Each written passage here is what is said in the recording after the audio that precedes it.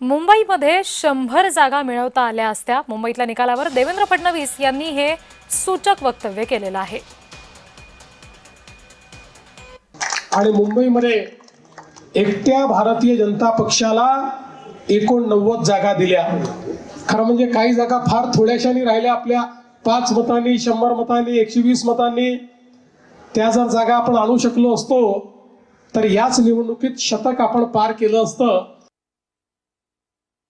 अनेक लोक या ठिकाणी सांगतात की मागच्या वेळेस 82 होत्या, आता तुमच्या 87 झाल्या, म्हणजे तुम्हाला कोणचं मोठं यश मिळालं?